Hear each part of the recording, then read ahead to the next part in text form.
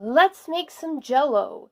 These are the tools of the trade. We're going to need a wire whisk, a medium saucepan, a 1-cup measuring cup, our measuring spoons, a paring knife, a cutting board, and 2-pint canning jars.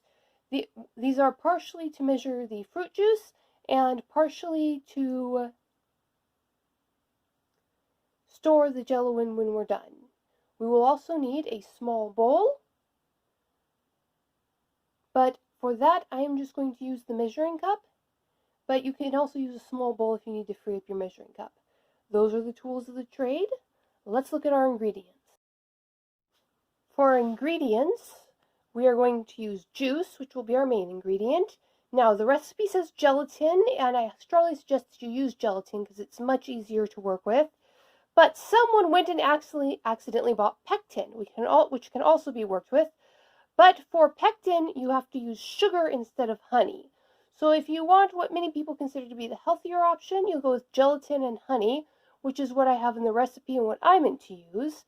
But I'll be using the pectin and sugar because I didn't shop carefully enough. Over here in the optional corners, we have food coloring, marshmallows, and coconut flakes, because why not? And less optional and more delicious, fruit. I've got some very sad looking bananas that I'm going to dice up and add to the Jello. Let's get cracking.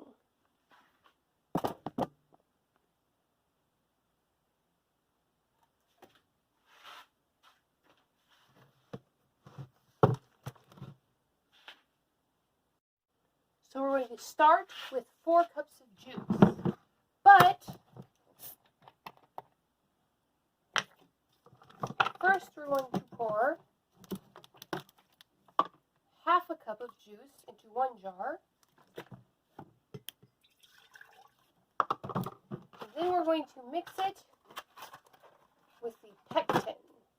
Another reason to use gelatin instead of pectin is that it takes a lot more pectin. It's going to take this entire bag of pectin, 5, maybe 6 tablespoons worth, whereas with gelatin, you use a powder which is much easier to handle, and you only need to use 2 tablespoons for this recipe.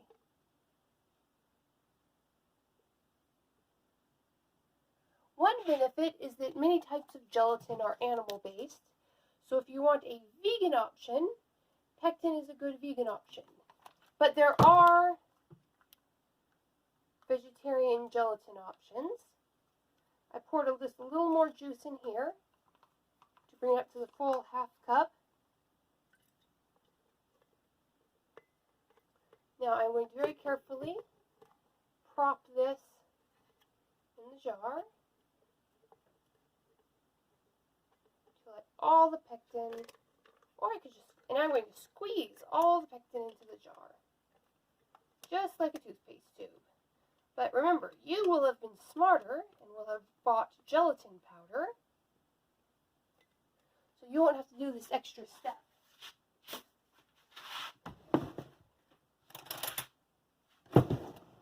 Now I'm going to stir the pectin in. Meanwhile,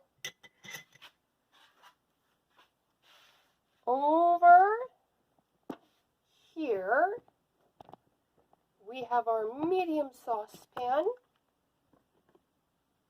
and our other quart jar. Now, I am going to pour 3.5 cups of juice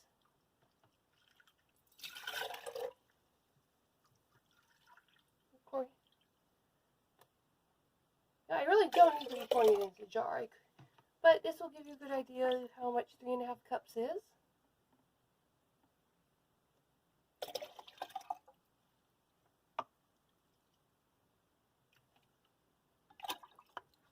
Alright, then we're going to put this on the pan, and we're going to bring it just below a boil.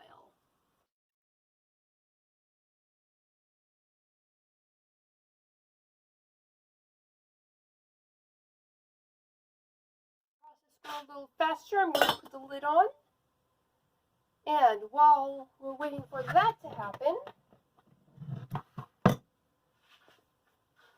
we will go over,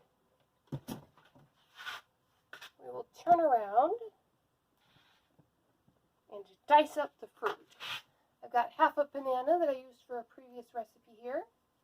So I'm going to take that, dice it up,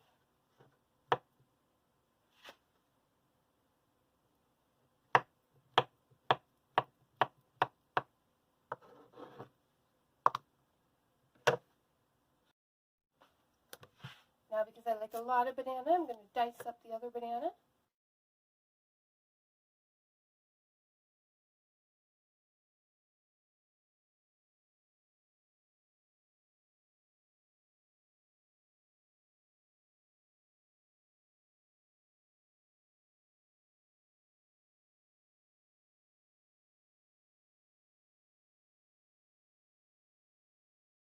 Now the volume of stuff you put in your Jello is only limited by the fact that you don't want more stuff than Jello. Jello just has to be enough to hold it all together.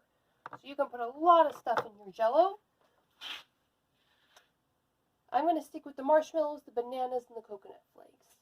Now I'm going to take 2 tablespoons of sugar and dissolve them in the hot juice. This is just regular table sugar or granulated sugar. Pretty much any table sugar is going to be the same.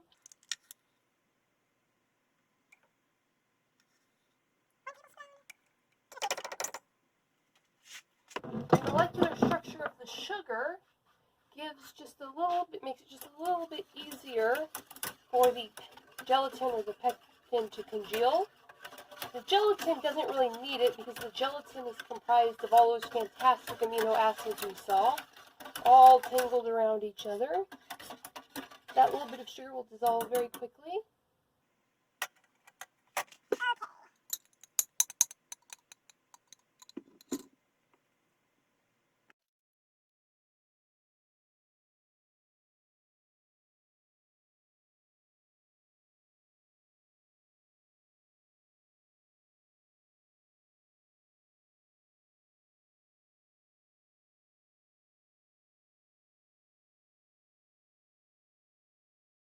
Alright, let's pour that pectin-laden Jello mix in.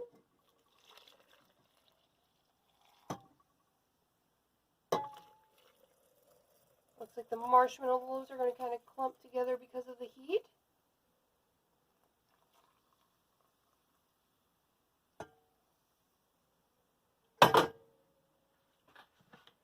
Alright, now the heat's going to melt the marshmallows on top and leave something of a marshmallow cream floating on top.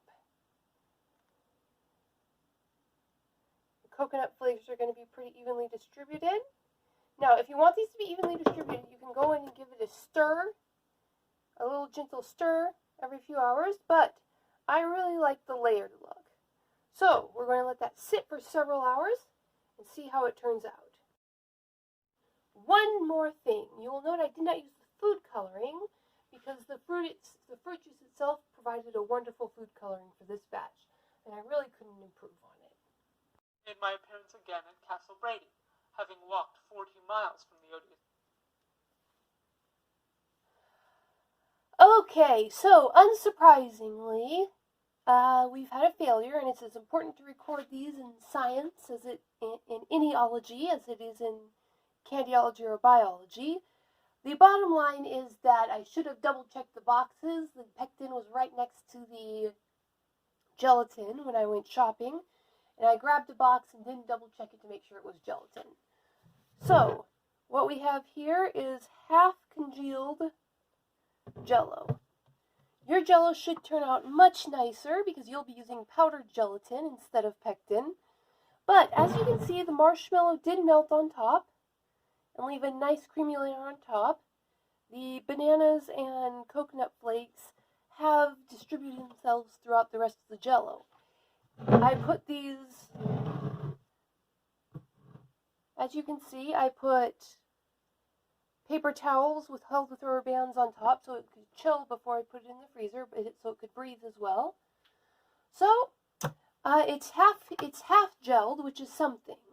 So doing this properly with the proper ingredients of gelatin, it should turn out perfectly.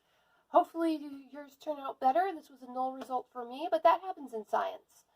So sometimes things just don't turn out the way you expected them to. It still tastes delicious though, so I'll probably end up eating them anyway. Or rather, drinking them